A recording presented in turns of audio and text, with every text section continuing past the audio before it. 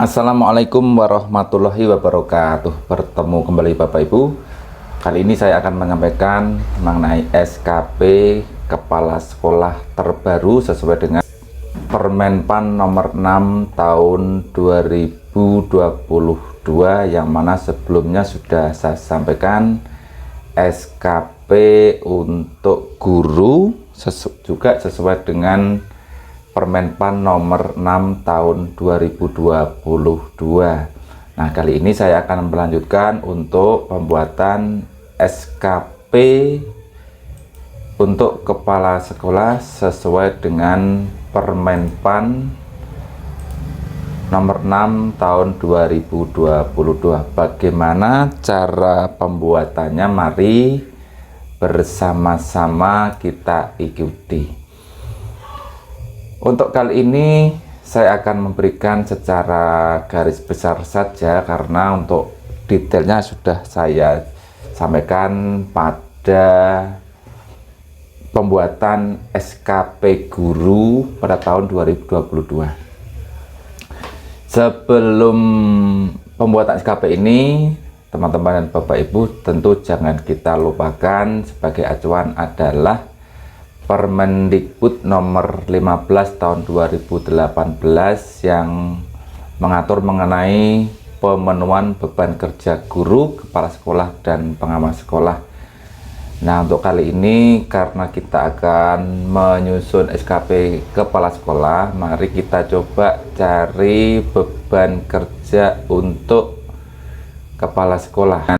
Nah, ini adalah rincian ekuivalensi beban kerja untuk kepala sekolah. Di sini ada manajerial yang isinya adalah rincian tugas, di sini ada bukti fisik dan ekuivalensi. Selanjutnya di sini ada sebagai pengembangan kewirausahaan. Di sini adalah ekuivalensinya adalah memenuhi beban kerja 4 sampai dengan 6 jam per minggu, yang di dalamnya sudah menyangkut setara dengan 3 sampai 4 jam tatap muka per minggu. Kemudian yang ketiga adalah supervisi kepada guru dan tenaga kependidikan. Ini adalah acuan yang harus kita gunakan di dalam penyusunan SKP ini, karena kegiatan-kegiatan yang dilakukan, yang dimasukkan di dalam SKP tidak boleh keluar dari Permendiknas nomor 15 tahun 2018 ini. Baik teman-teman dan Bapak Ibu, kita lanjutkan untuk penyusunan SKP untuk kepala sekolah. Pada menu yang pertama, data, di sini berisi tentang data-data yang harus kita isikan, baik dari data kepala sekolah, pejabat penilai, kemudian atasan pejabat yang dinilai. Sini sudah kita isikan dan sudah kita edit sesuai dengan data dari pegawai yang dinilai, pejabat penilai, dan atasan pejabat penilai. Kemudian di sini adalah ada tanggal-tanggal SKP yang sudah terisi. Dari data ini kemudian kita lanjutkan ke metrik peran hasil, Bapak Ibu dan teman. Metrik peran hasil di sini kita coba buka. Metrik peran hasil ini adalah merupakan rancangan atau beban kerja dari rencana kerja dari kepala dinas, kemudian ada pengawas, kepala sekolah, dan guru. Ini sebagai kepala dinas, di sini adalah peran hasil kinerja utama, ini ada 5, kemudian di sini ada beban peran hasil kinerja tambahan 1 dan 2. Untuk masing-masing pejabat di bawahnya ini harus mengacu kepada peran hasil kinerja dari pejabat di atasnya. Begitu juga di dalam hal ini adalah kepala sekolah, ini juga mengacu peran kerja dari pejabat di atasnya, yaitu pengawas dan kepala dinas. Di sini peran hasil kinerja utama ini ada 5 juga. Jadi ada 1, 2, 3, 4, 5. Kemudian tugas tambahannya di sini adalah ada 2. Seperti sudah saya sampaikan di dalam penyusunan SKP guru, Bapak Ibu, di sini adalah bisa kita sesuaikan. Misalnya kan di sini kan ada laporan tugas tambahan sebagai anggota pengurus MKKS, misalnya kan ini juga bisa kita rubah. Misalnya di sini kita rubah, bisa kita rubah peran hasil kinerja tambahan. Ini juga bisa kita rubah. Misalnya di sini laporan tugas tambahan sebagai anggota atau pengurus PGRI, misalnya Kabupaten Rembang atau misalnya kecamatan, di kecamatan misalnya Kecamatan Pamotan. Kemudian di sini misalnya saja kita rubah menjadi laporan tugas tambahan, laporan kegiatan sebagai pengurus aktif di, nah misalnya ini di tugas tambahan yang kedua ini saya rubah menjadi laporan kegiatan sebagai pengurus aktif di Kuaran Pamotan. Misalnya kita rubah di sini, ini bisa Bapak Ibu. Kemudian kita teruskan ke tupoksi. Nah, dari rumusan yang kita tulis di awal tadi, di sini kemudian ada rumusan tupoksi. Di tupoksi ini sudah menyertakan kode-kode yang nanti berhubungan dengan rumusan sasaran kinerja, Bapak Ibu. Sebagai acuan di sini adalah dinas, komponen kinerja dinas adalah dengan kode 1, cabang dinas kode 2, untuk kepala sekolah kodenya 4, kemudian untuk pengawas 3, guru 5. Jadi di sini kode-kode ini nanti sangat berhubungan dengan pembuatan sasaran kinerja pegawai, karena kita tinggal nanti menulis kode-kode angka di sini, nanti di sana deskripsinya langsung mengikuti tanpa kita menuliskan. Ini tidak perlu saya sampaikan lagi karena di video saya yang sebelumnya, yaitu penyusunan SKP guru, sudah saya sampaikan secara lengkap. Ini saya langsung saja. Selanjutnya dari komponen kegiatan tupoksi ini, masing-masing jabatan kita langsung membuat SKP atau sasaran kinerja pegawai jabatan fungsional kepala sekolah dengan pendekatan kerja kuantitatif.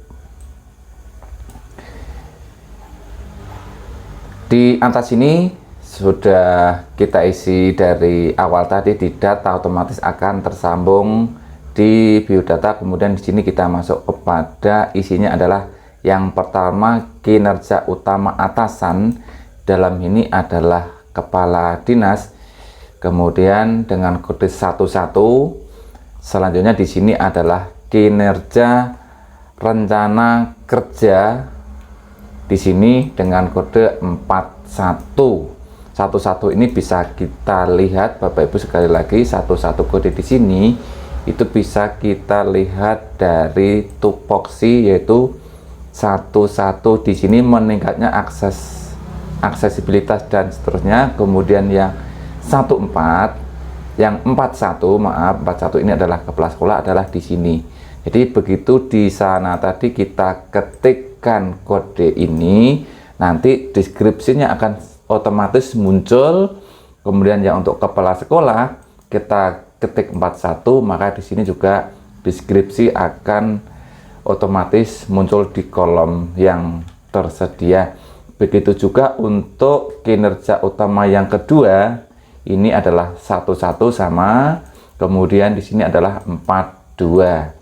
Kinerja utama yang ketiga, ini 12 dari kepala dinas, ini adalah yang kepala sekolah dengan kode 43. Jadi di sini tinggal kita menuliskan kode, maka deskripsi yang ada di kolom ini akan otomatis muncul. Sementara ini kode kinerja utama ada 5, kemudian yang kinerja tambahan di sini ada 2. Di 47 tugas tambahannya adalah dokumen kegiatan sebagai pengurus harian Keluaran Pamotan. Kemudian targetnya kita lihat indikator kinerja individunya. Di sini ada 3. Yang pertama adalah aspek kuantitas, kualitas, dan waktu. Untuk kualitas direncanakan jumlah dokumen program ini misalnya 2 dokumen dengan jangka waktu 1 bulan, kemudian ketercapaiannya adalah 90%. Begitu juga untuk kegiatan yang lain. Jadi dari rencana sasaran kinerja yang lain sama. Ini adalah berupa rancangan rencana kinerja di dalam 1 tahun. Tugas tambahnya juga sama, dokumen-dokumen aspeknya ada 3, ada kualitas, kuantitas, waktu. Selanjutnya untuk perilaku ini ada 7 indikator. Jadi ini 7 indikator ini ada beberapa indikator-indikator yang harus dipenuhi. Kemudian di sini adalah ada ekspektasi khusus pimpinan yang berupa deskripsi yang bisa dituliskan pimpinan menanggapi perilaku yang kita laksanakan sebagai kepala sekolah. Baik, saya lanjutkan kepada sekarang masuk di evaluasi pada akhir tahun. Jadi pada akhir tahun ini atasan kita menilai realisasi dari rencana yang kita rencanakan di awal tahun. Di sini penilaiannya berdasarkan penilaian pimpinan waktu melihat berkas yang kita sampaikan. Sebagai contoh di sini adalah dari target dokumen 2 kemudian terrealisasi 2, maka di sini umpan balik berkelanjutan berdasarkan bukti dukung di sini adalah sangat baik dengan deskripsi bagus, amat baik untuk dipertahankan. Jadi di sini adalah karena 2 dibagi 2 kali 100 hasilnya adalah 100% dengan kriteria sangat baik. Sangat baik ini dengan emojinya adalah tanda jempol, deskripsinya adalah bagus, sudah amat baik dan dipertahankan. Begitu juga untuk penilaian yang lain dari target, misalnya dari kualitas 95% karena terrealisasi hanya 80%, maka tingkat ketercapaiannya adalah 84,21% dengan kategori baik, dengan emojinya adalah gambar tertawa seperti ini. Begitu juga untuk aspek-aspek atau kinerja yang lain menyesuaikan. Jadi di sini sebagai penilaian dari pimpinan di sini adalah pimpinan kita bisa memberikan angka-angka di sini sesuai dengan dokumen yang ada pada waktu kita dilakukan penilaian. Selanjutnya, begitu selesai dilakukan penilaian, maka di sini ada rating hasil kerja. Rating hasil kerja ini jika sesuai dengan ekspektasi di sini, karena sesuai ekspektasi, pimpinan kita menyatakan sesuai ekspektasi, maka hasil penilaiannya adalah dengan emoji seperti ini. Selanjutnya kita ke perilaku. Pada penilaian perilaku kerja ini, tadi sudah saya sampaikan ada 7 indikator yang harus kita penuhi. Yang pertama adalah berorientasi pelayanan, akuntabel, kompeten, harmonis, loyal, dan adaptif, kemudian kolaboratif. Sementara ekspektasi khusus pimpinan di sini ada, misalnya ekspektasi khusus pimpinan adalah maksimal dalam pelayanan terbuka terhadap masukan dan kritikan. Kemudian di sini ada umpan balik yang dituliskan oleh pimpinan kepada kita seketika melakukan penilaian. Jadi dari 7 indikator ini apabila sudah dilakukan penilaian, maka atasan kita memberi rating perilaku kerja kita. Karena di sini kita dianggap sesuai dengan ekspektasi, maka predikat kinerja pegawai yang diberikan kepada kita adalah kategori baik. Dibuat nanti pada tanggal 3 Januari 2023. Yang terakhir berisi dokumen ini. Ini adalah hasil akhir yang kita dapatkan sesudah dilakukan penilaian kinerja. Dan yang lembaran berikutnya, apabila ada komplain dari pejabat yang dinilai kepada atasan, maka di sini ada formatnya.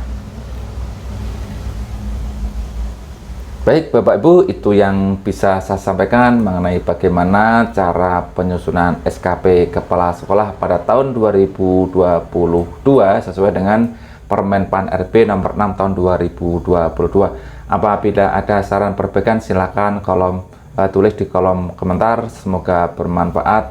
Terima kasih. Wassalamualaikum warahmatullahi wabarakatuh.